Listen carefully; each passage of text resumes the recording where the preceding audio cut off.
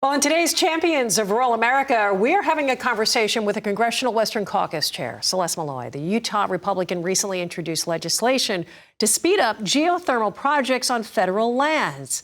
Take a look at this. Here's why it's vital to rural communities. I introduced the GEO Act, and what it does is make it so that we can do permitting faster for geothermal projects. We need more energy in this country.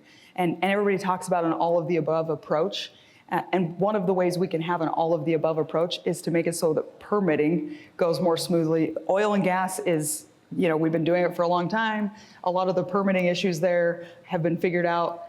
People who do it all the time. They know the system. Geothermal is not as prolific. We don't have as many projects. And so sometimes they get really hung up in the process. And we're trying to make sure that we're getting all of the technologies we have available to us online. We have all of the resources we need in this country to produce energy, but we also have a system that slows things down. So the ability to cut the red tape, yes, and kind of get right to it. Explain a little bit more about how this works and the benefits to Utah, the jobs it'll provide. Yeah, so the biggest thing it does is it makes it so we're not pretending it's the first time we've ever permitted a geothermal project. We're learning from the projects we've already done, which is something that happens in other parts of the energy sector.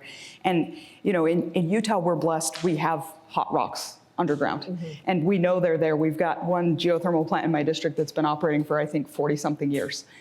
But because we know we have the resources, we also have companies in Utah that are doing research and developing geothermal technologies that can work in places we didn't think had hot enough rocks in the past.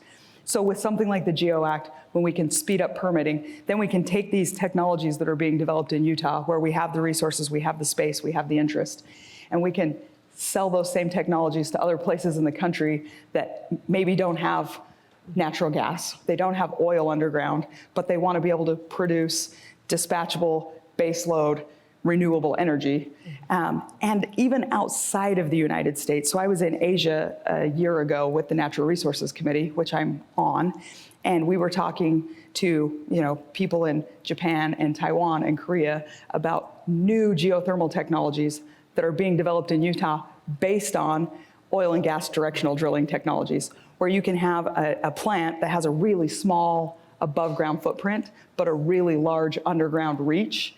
And in places that don't have a lot of space, you can imagine why that would be tempting for them, why it solves resource problems that they have.